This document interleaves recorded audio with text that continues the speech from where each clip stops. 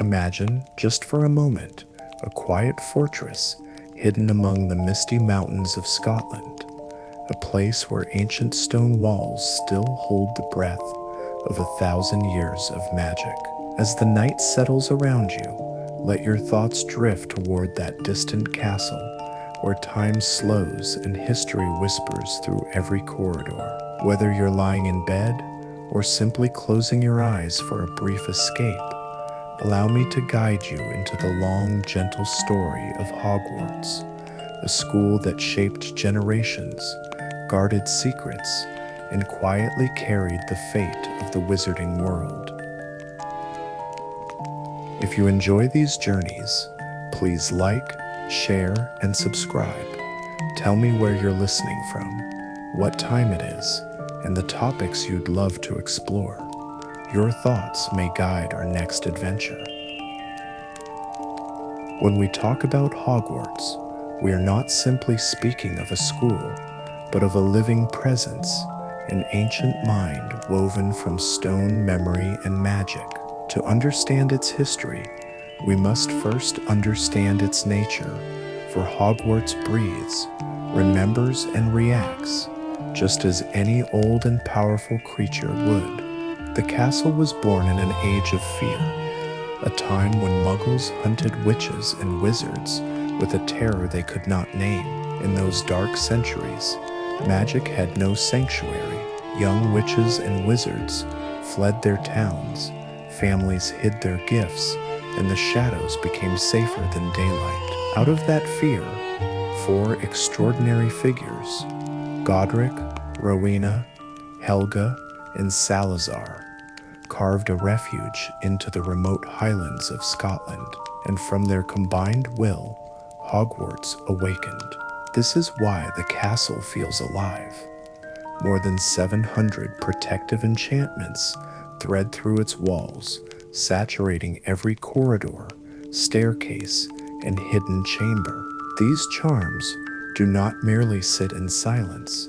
They shift, breathe, and rearrange themselves, responding to the ebb and flow of the surrounding world. The stones learn, the air listens, the grounds remember every footstep, every triumph, every mistake ever made within their borders. If you walk its halls at night, you may sense it, a subtle awareness, like a great beast resting with one eye open. But the heart of Hogwarts is not just its magic, it is the imprint of its founders, four minds that shaped its foundations as surely as they shaped the four houses. Godric Gryffindor gave the castle the pulse of courage, an instinct to shield the vulnerable, to stand tall in danger, and to face the unknown without flinching. His influence is why the castle often responds fiercely when its students are threatened. Rowena Ravenclaw, with her vast intellect, shaped the castle's memory. She gave Hogwarts its intricate mind, corridors that rearrange themselves according to shifting logic, towers that store centuries of wisdom, and hidden rooms that open only to those who seek knowledge with pure intent. Her touch is the castle's silent intelligence, always watching, always learning. Helga Hufflepuff bestowed warmth upon the fortress, a stabilizing current of loyalty, inclusion, and protection. Thanks to her, the castle does not merely defend itself, it nurtures. The kitchens glow with gentle magic, the common rooms hum with comfort, and no student, regardless of heritage, is ever turned away by its walls. Then there is Salazar Slytherin, the one whose legacy whispers from the darker crevices of the castle. He gave Hogwarts its caution, its secrets, and its strategic instincts. Because of him, some parts of the castle remain enigmatic, responding only to select bloodlines or hidden intentions. His influence is the shadow that balances the light of the others. These four philosophies coil around one another like strands of a single spell, shaping a structure that is both harmonious and conflicted, Hogwarts is their collective mind, their hopes, their fears, their strengths, and their disagreements, etched into stone and empowered for centuries to come. That is why the castle feels like memory itself. Every triumph, every failure, every burst of learning or sorrow has left a mark. Hogwarts is not just where magic is taught, it is where magic remembers. And in its long, quiet remembering, it teaches us a truth older than any spell, that knowledge is born from both the light we seek and the darkness we must learn to understand. If you walk through Hogwarts slowly enough, quietly enough, you begin to sense something most people miss. Beneath the echo of footsteps, beneath the whisper of portraits shifting inside their frames, beneath even the rustle of enchanted torches, there is a presence, a faint, ancient awareness. Hogwarts is not a building, it is a living fortress. The castle was woven together with over 700 protective spells, not cast all at once, but layered carefully across centuries, forming a web of enchantment that functions almost like a nervous system. These spells run through the stone like invisible veins, sensing, responding, adjusting, and because they are so deeply interlocked, they allow the castle to do something no human-made structure should ever be able to do, to think. That is why Hogwarts hides itself the way it does. To a muggle, it may appear as nothing more than a ruined shell or a broken foundation swallowed by weeds. Sometimes it looks like a crumbling tower, sometimes like a simple rocky cliff. The castle decides how it will be seen, or rather, how it will not be seen. Its magic folds in on itself, constructing illusions so perfect that even those who stand nearby will never realize what sleeps behind the glamour. But for those who step inside, for those the castle accepts, its walls unfold like the pages of a very old book. Every corridor, every staircase, every battlement carries the imprint of the four founders, as though their intentions were stitched permanently into the architecture. Godric Gryffindor's influence shapes the fortress's stern, unyielding frame, the sense of courage and confrontation in its stone. Walk long enough in the hallways near the Great Hall, and you can feel it, the faint warmth of bravery embedded in the walls, urging you to stand tall. Rowena Ravenclaw left her brilliance in the delicate logic of the castle's layout. Towers spiral in ways that reveal new angles only when approached with an inquisitive mind. Breezeways link chambers whose alignment seems strange at first, until you realize the structure itself mirrors the way knowledge branches and reconnects. Her mind shaped its mind. Helga Hufflepuff's presence is quieter, but deeply felt. She gave Hogwarts its pulse of stability, a rhythm that keeps the entire structure from collapsing under the weight of so many competing magics. It is her influence that softens the light in the corridors, that fills the kitchens with gentle warmth, that ensures every child who arrives feels, at the very least, safe enough to learn. And then, in the darker seams of stone, you find traces of Salazar Slytherin. They are subtle, but unmistakable.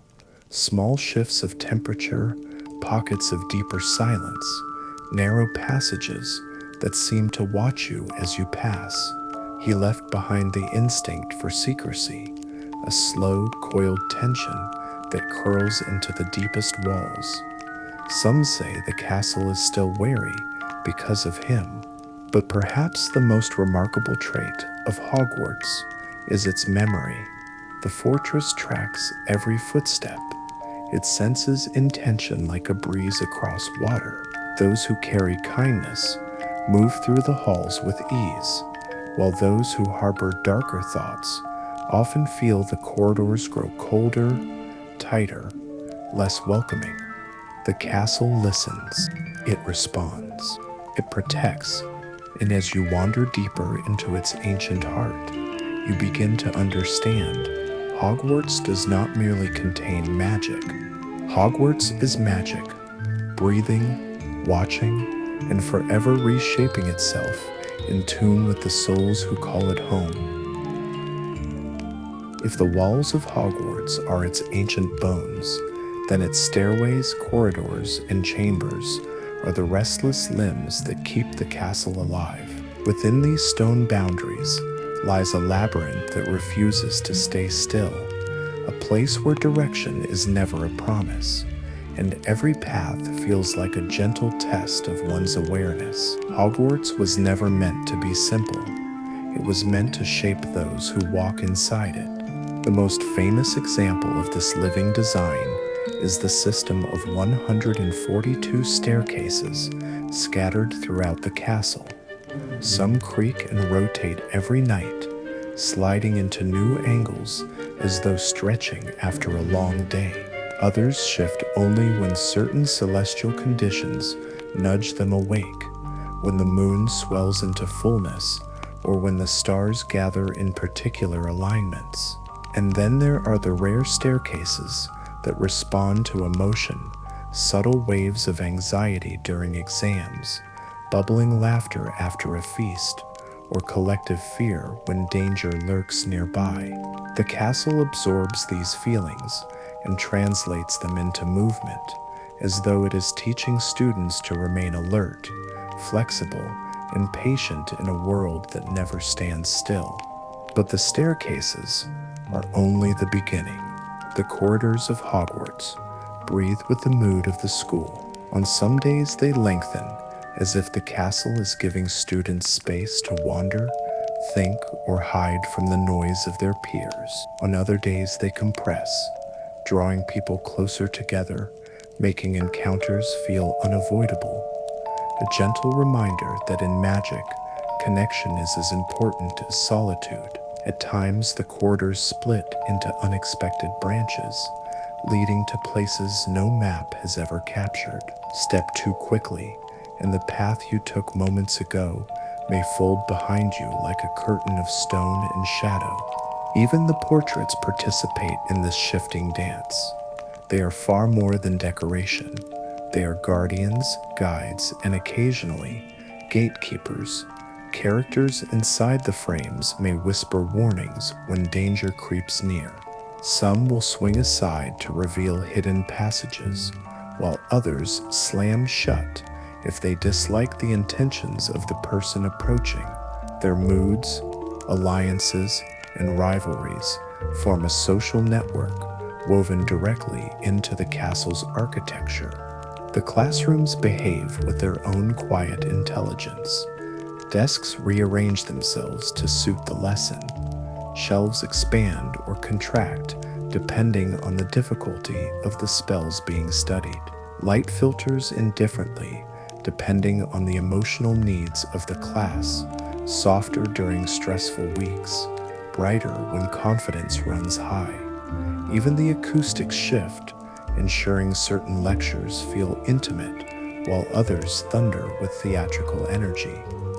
Yet among all these marvels, the most astonishing is the room of requirement, a chamber of pure intention, hidden and shapeless until called upon. It appears only when the seeker is honest in their need, and the space it reveals is never the same twice. It becomes what the heart quietly begs for, a refuge, a training ground, a library of forgotten things, a sanctuary for the lost. Entering it feels like stepping inside your own subconscious, rendered in stone and magic. And so, every inch of Hogwarts is a deliberate puzzle. Nothing is random. Everything is a lesson. The shifting interior is not meant to confuse. It is meant to awaken, to sharpen the mind, to teach resilience, humility, curiosity, and courage. Every turn, every moving staircase, Every portrait whisper reminds us that Hogwarts is not simply a place you learn magic, it is a place where magic learns you. There is a part of Hogwarts that feels different from the rest, a deeper layer of consciousness that seems to lie beneath the stone, beneath the shifting staircases, beneath the gentle hum of student life. It is the instinctive side of the castle, the part that watches, reacts, and protects, the part that never sleeps. You can sense it most clearly in the dungeons. The air grows cooler there, but it isn't an ordinary chill. It is the sensation of old magic moving beneath your feet. The dungeons have the strange ability to shift their position when the castle feels threatened. A corridor that led you one direction earlier in the day may twist itself into a loop at night, redirecting you to safety, or more importantly, redirecting an intruder away from the heart of the school. Many who have tried to sneak into the lower chambers find themselves turned around, walking in circles, exiting in the exact place they began. The castle chooses who may proceed and who must be sent back. The old rooms, especially those storing powerful artifacts and dangerous spells, have a will of their own as well. Their doors can sense instability, fear, greed, ill intent. When they detect such emotions, they seal themselves silently, as though turning their backs on unworthy visitors. Even the bravest students have felt a sudden refusal, a handle that will not twist, a lock that seems to grow heavier, a threshold that simply will not allow them to cross. Hogwarts does not gamble with the reckless. Far below the castle, the descending passages behave in ways that confuse even the most experienced witches and wizards. These tunnels feel alive. They widen or tighten depending on the emotional signature of the person walking them. When the castle welcomes you, the path feels open, almost guiding, a gentle slope downward. But when the castle hesitates, the walls seem to press closer, the shadows lengthen, and each step feels slower, heavier, more uncertain. This is the castle's way of saying, not yet, or perhaps not ever. Some doors go even further. They respond only to those who embody a particular virtue: patience, humility, sincerity, or even stubborn resilience. These doors were shaped by the founders themselves, each woven with a spark of individual philosophy. A door influenced by Hufflepuff opens for kindness. One tied to Ravenclaw opens for clarity of thought, and some, attributed to Slytherin, open only when the person before them holds absolute self-control. The castle remembers these conditions long after their creators are gone. What ties all these mysteries together is the castle's constant, silent awareness. Hogwarts is always watching, not through eyes, but through its walls, its wards, its ancient threads of magic. Every footstep, every tremor of emotion, every flicker of intention ripples through the structure like wind across a pond. And yet, despite its vigilance, there is nothing cruel in its nature. The castle's watchfulness is protective, almost parental. It guards the students it shelters, observing them with a slow, patient affection. Its halls breathe with a kind of aged comfort, steady, rhythmic, like a giant heart beating quietly beneath centuries of stone. In this way, Hogwarts remains forever alert, forever caring, forever aware. A guardian made not of flesh and bone, but of memory, magic, and a love so old it has become part of the rock itself. To understand Hogwarts as a living being, you must understand its heart, and its heart is divided into 4 chambers. Each house is more than a dormitory, more than a banner, more than a set of colors, or a song sung during the sorting ceremony. Each house is a world view, a way of interpreting magic, life, and destiny. Together, they form the emotional anatomy of the castle, and every student who walks its halls becomes part of that great inner balance. Let us begin with Gryffindor, the House of Courage. To walk into the Gryffindor common room is to step into a place that feels warm, even in the coldest winter nights. The air seems to glow from within, carrying the pulse of determination, loyalty, and boldness. Gryffindors are taught, not through lectures, but through culture, that fear is not an enemy, but a companion. They learn to protect the vulnerable, to take action, to step forward even when doubt whispers otherwise. This house has produced countless heroes, not because its students are fearless, but because they learn to walk forward in spite of their fear. The castle seems to brighten around them, as though ignited by their fire. Ravenclaw, by contrast, feels like the quiet turning of a page. The Ravenclaw Tower is filled with an almost ethereal stillness, touched by the faint hum of curiosity. Knowledge here is not a trophy, it is nourishment. Students of this house move through the world with a gentle intensity, constantly analyzing, questioning, rearranging ideas the way their common room rearranges itself to match their collective trains of thought. There is a light near the Eagle Tower that never seems to dim, a soft moonlit glow that reflects the minds housed within. Ravenclaws hold a natural harmony with ancient magic, riddles, and mysteries. It is as though the castle relaxes into clarity whenever they gather. Then there is Hufflepuff, the house many underestimate, but few truly understand. Its common room radiates warmth, like stepping into a hearth-lit kitchen after a long journey. Dubiny's Hufflepuff values inclusion, patience, and quiet strength, virtues that often require more discipline than the flashier talents of other houses.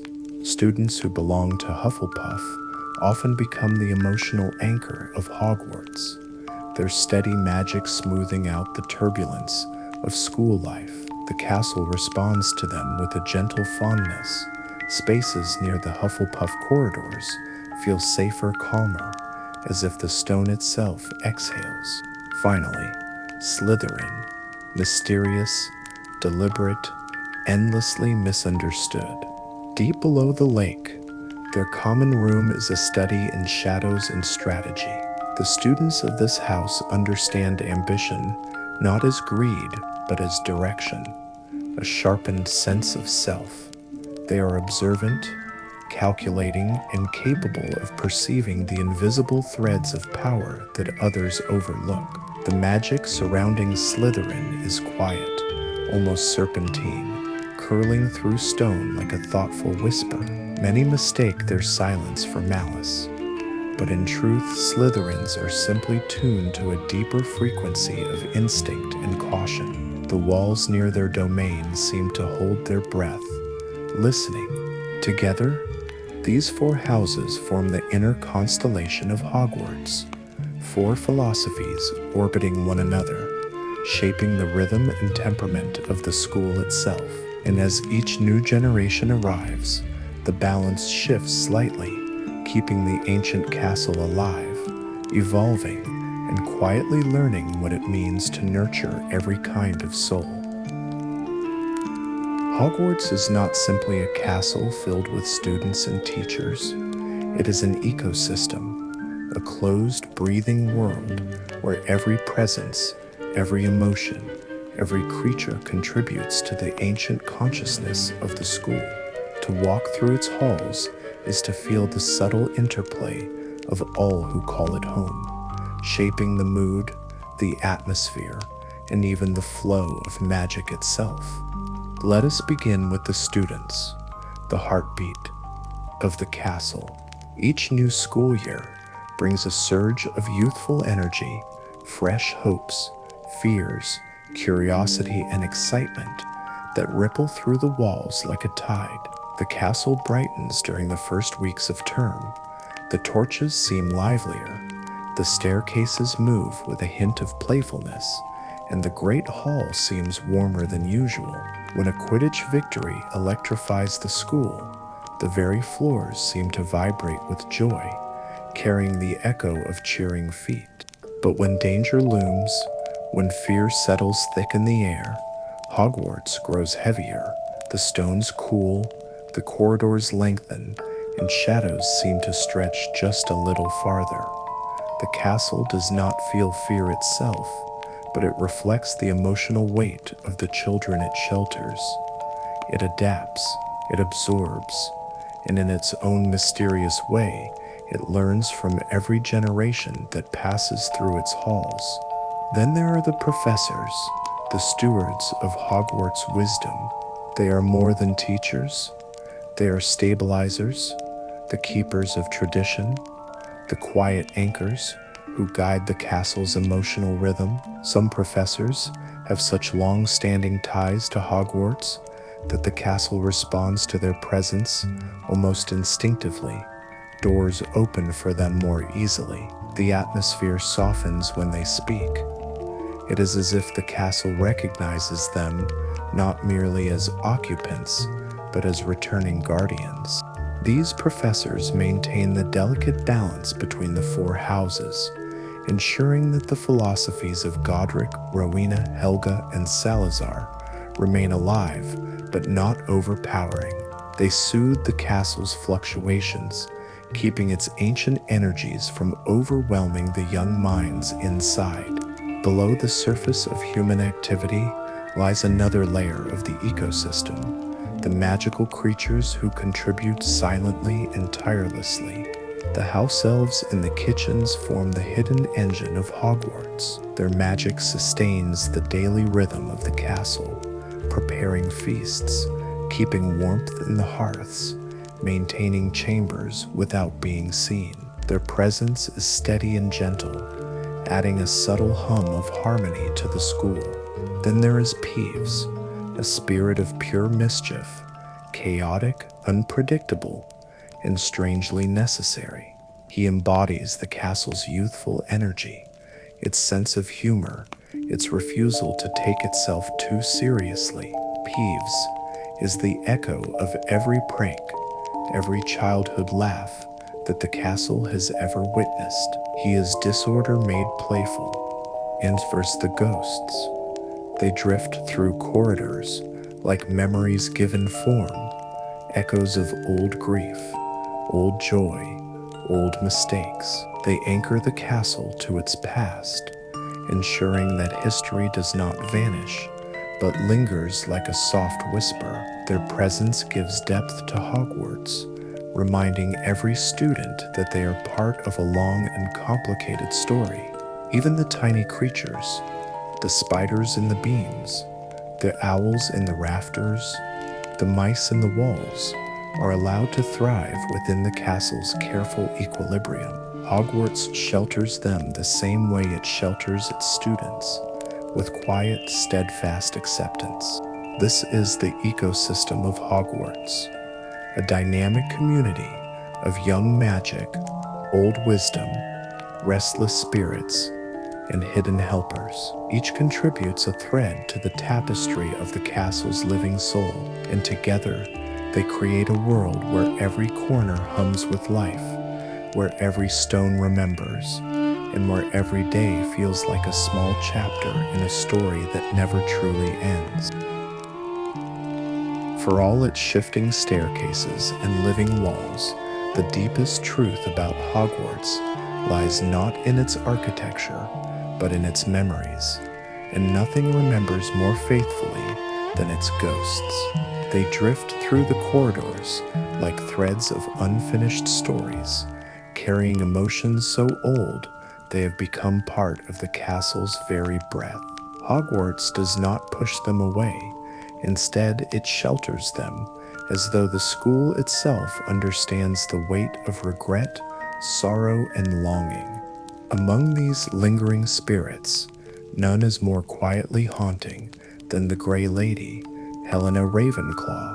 Her presence is subtle, almost airy, like a sigh carried on a draught. She walks with the gentleness of someone who has spent centuries contemplating a mistake that can never be undone. Helena stole her mother's diadem, a relic of extraordinary power, and fled in shame. That single act, born of insecurity and yearning for recognition, shaped the rest of her existence. Even now, she wanders the upper halls, her sorrow woven into the atmosphere around Ravenclaw Tower. The Ravenclaw Common Room always feels faintly melancholy, touched by the echo of something unresolved. It is not sadness in a painful sense, but a thoughtful heaviness, a reminder that wisdom often comes with consequence. Helena's energy allows Hogwarts to retain what might be called its deep memory, the insights, losses, and lessons rooted in Ravenclaw's legacy. Her presence is a quiet lantern in the dark, illuminating the paths of those who seek truth, even when truth is difficult. Not far from her, in the colder shadows of the castle, roams the Bloody Baron, Helena's tragic counterpart, and the most intimidating ghost at Hogwarts. His chains rattle not in anger, but in eternal remorse. He was sent to bring Helena home, but when she refused, a moment of violent passion cost her life, and his own. The weight of that act clings to him like frost. The air around him chills instantly, as if the castle itself mourns with him. Slytherin's domain carries the strongest imprint of his presence. Its corridors feel stricter, sterner, more observant. The Baron is not a warning, but a reminder that ambition, if left untended, can calcify into something destructive. Hogwarts keeps him close, not out of punishment, but out of remembrance. He is the castle's living verdict, the embodiment of consequence echoing through centuries. Beyond these two tragic figures lie the other house ghosts, each representing a facet of Hogwarts' collective soul. The nearly headless knight, cheerful yet incomplete; the fat friar, warm and forgiving; the many unnamed spirits who drift through halls like pages of forgotten chapters. They are not there to scare, nor to interfere. They exist as emotional anchors, witnesses to eras long past, keepers of sentiment and memory. Together, these ghosts transform Hogwarts into something more than a school. They turn it into a library of emotions, where every sorrow, joy, sacrifice, and mistake is preserved gently, without judgment. Each spirit adds a new layer to the castle's consciousness, deepening its understanding of the human heart. Hogwarts does not banish them, because Hogwarts knows a world without memory is a world without wisdom. So the ghosts remain, silent custodians of history, drifting softly through the night, ensuring that no lesson, no love, and no loss ever truly disappears.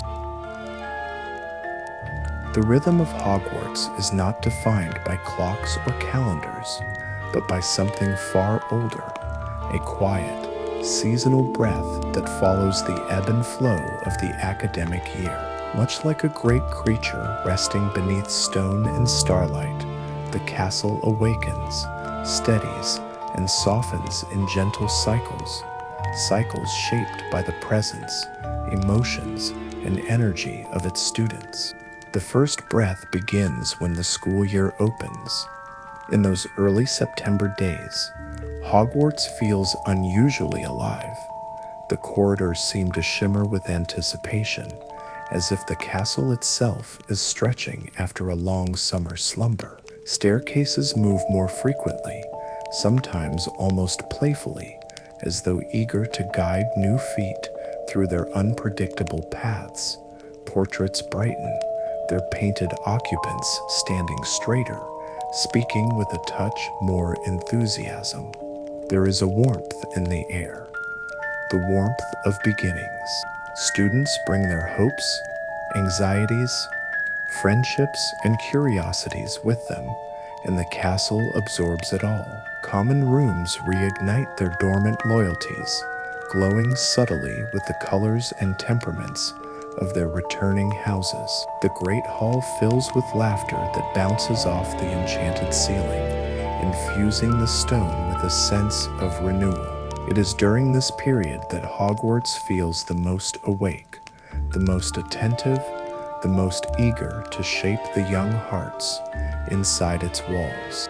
But as the weeks settle, the castle gently shifts into its middle year stability, a period of calm balance. Lessons fall into consistent patterns.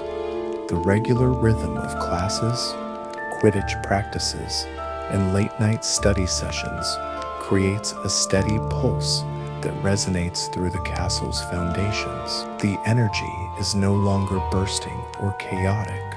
It is even, grounded. Some parts of the castle begin to drift into a kind of magical dormancy.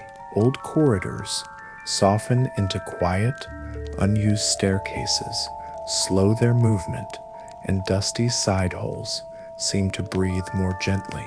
Hogwarts conserves its strength during this time, channeling its energy into supporting the everyday growth of its students. The castle enjoys this equilibrium, a peaceful hum of learning and camaraderie.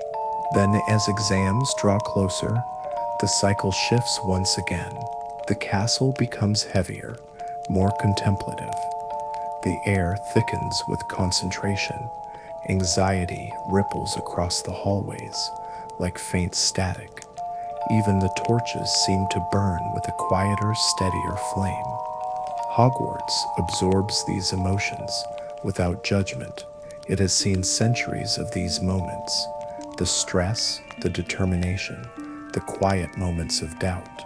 Students rarely notice, but the corridors fall unusually silent in these final weeks. It is not that the castle is empty, it is that Hogwarts itself is listening. And when the school year finally ends, when trunks roll across the floors, when the last footsteps fade, when the great hall empties and the common rooms darken, Hogwarts exhales. The castle enters a deep contemplative calm, not sadness, not loneliness, something closer to reflection. It is a period of stillness, a shedding of old energies, as if the school is quietly changing its skin, preparing its ancient magic for the next wave of young minds who will soon awaken it again. In this way, Hogwarts lives not in days or hours, but in seasons of the heart. Some of the most powerful forces at Hogwarts cannot be seen, touched, or written down. They do not appear in textbooks, and yet every student feels them from their first day to their last. These are the invisible laws, the quiet, ancient rules the castle follows, guiding and limiting the flow of magic within its walls. They are not imposed by professors or written in institutional decree. They exist because Hogwarts itself wills them into being. One of the oldest of these laws is the limit of personal knowledge. Hogwarts has a remarkable instinct for understanding the readiness of each student, not simply in terms of skill, but of maturity and intention. There are doors that refuse to open for those who seek power too eagerly. There are books that remain unreadable until the right moment has passed. Even entire corridors seem to fold in on themselves when someone attempts to access what they are not yet meant to learn. Many students describe this phenomenon the same way, like walking into an invisible wall of gentle resistance. Not painful, not frightening, simply a quiet, undeniable. The castle does not deny knowledge out of cruelty, but out of ancient wisdom. Magic without preparation can fracture the mind, the spirit, or worse, the soul. And so, Hogwarts shields its young from lessons that might shatter them, gently redirecting their steps until they have grown into the people they must become. Then there is the mechanism of soul selection, the sorting hat. Though it appears to be nothing more than a battered piece of cloth, the hat obeys one of the most sacred laws of the school. It does not read thoughts, it reads essence. Beneath the surface of every witch and wizard lies a frequency, a quiet vibration of character and destiny, and the hat listens for that frequency the way a musician listens for a note. When it finds resonance with one of the four houses, the match is final and profound. This is one of the rare rules even the greatest professors cannot bend. The hat's choice is absolute. It reveals not who you are today, but who you are capable of becoming. Other laws shape the movement of space itself. Certain doors and rooms respond not to strength or spellwork, but to truth. The room of requirement, for instance, does not open for idle curiosity. It listens for genuine need, a need sincere enough that the castle can sense its honesty. Only then does the room transform itself into whatever the seeker requires most, creating spaces pulled directly from the subconscious. The forbidden section of the library operates by a similar principle. The books on its shelves measure not intent, but moral steadiness. The wrong hands feel the grip of a protective charm, a subtle sting of warning, like touching an icy flame. Even the eastern corridors follow a law of their own.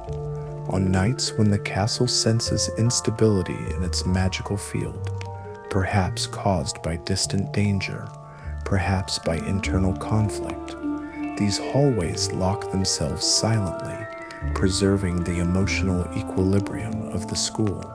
None of these laws are spoken aloud, and yet students learn them instinctively. They are the rules that cannot be broken because they were never written. In these subtle, unseen ways, Hogwarts protects, guides, and shapes those who live within it, not through commands, but through quiet, unwavering intention. The castle knows when to open. It knows when to close, and it knows exactly when a soul is ready to take its next step into the deeper mysteries of magic.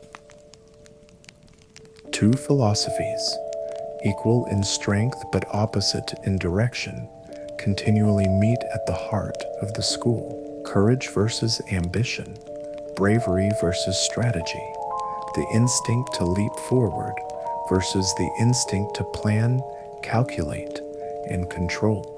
Whenever new students arrive, these opposing currents begin to swirl again, subtly influencing friendships, competitions, and even the mood of the castle.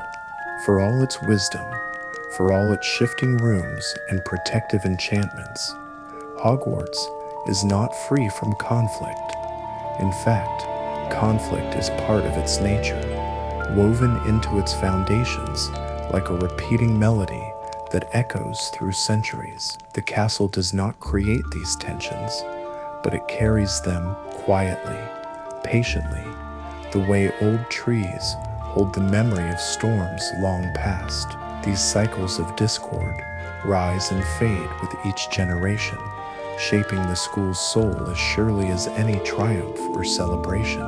The most enduring of these is the unspoken rivalry between Gryffindor and Slytherin.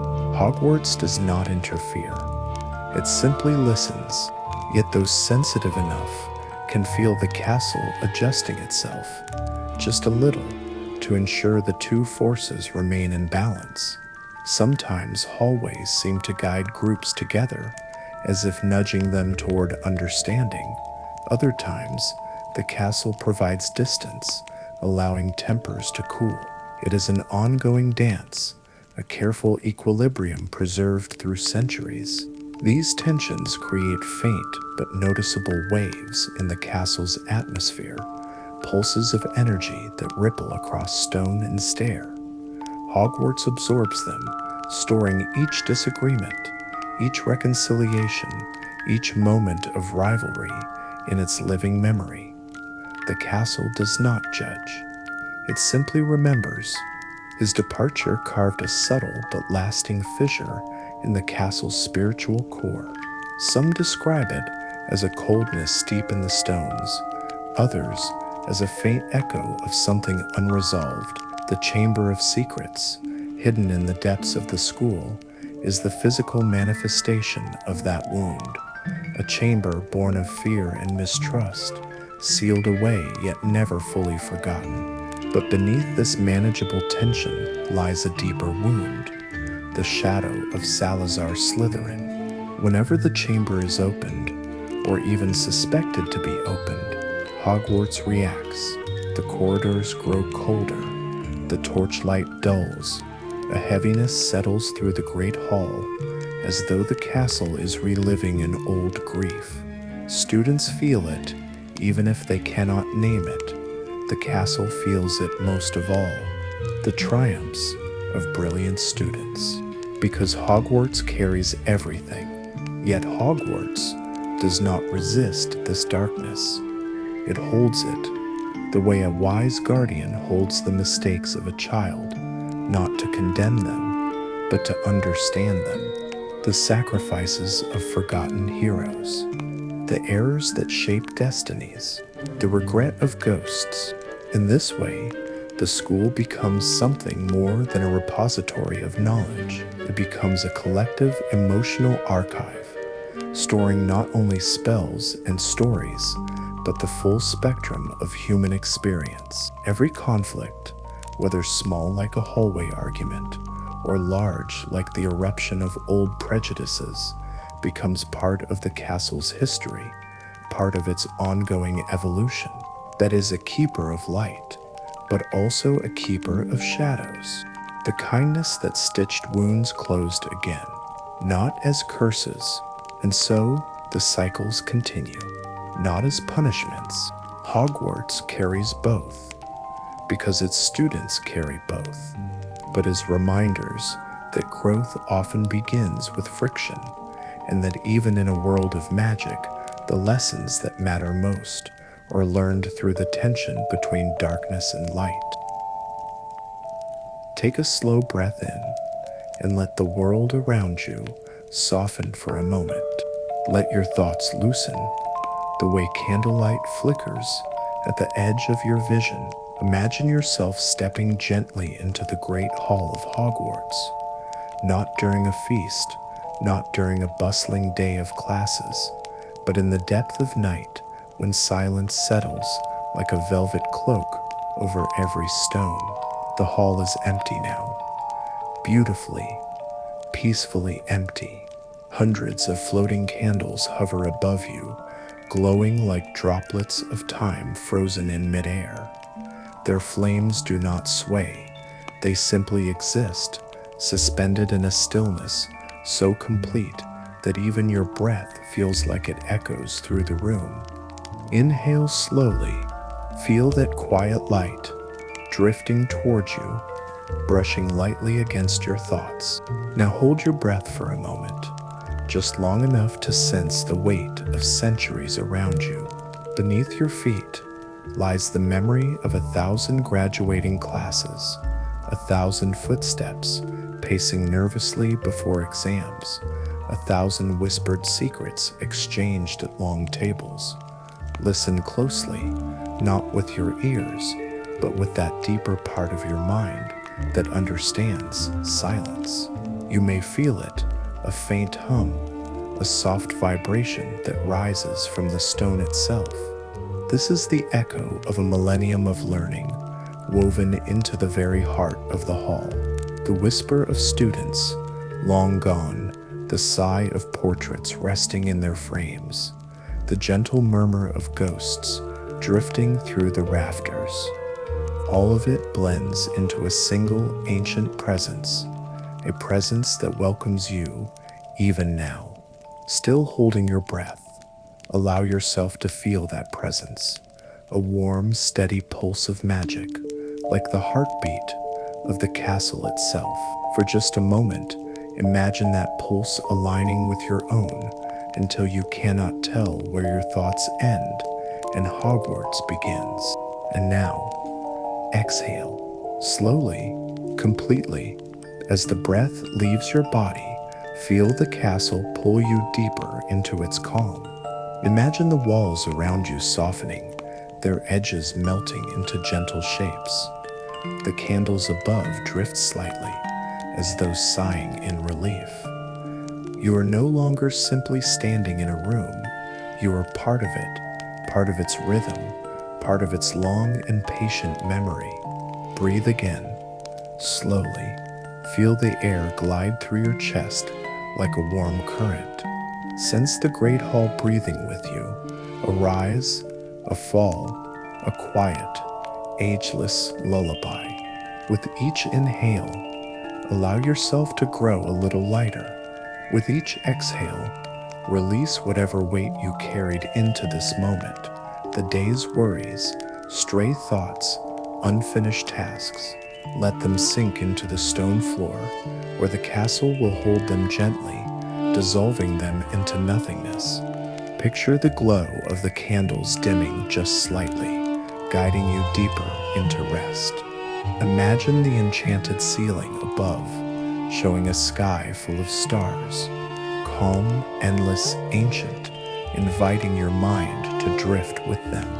Now simply breathe, letting Hogwarts cradle you in its old, familiar warmth. Let the castle's ancient breath wrap around you like a soft blanket, guarding your quiet, sleepy descent into stillness. You are safe here. You are welcome here. And for now, all you need to do is rest.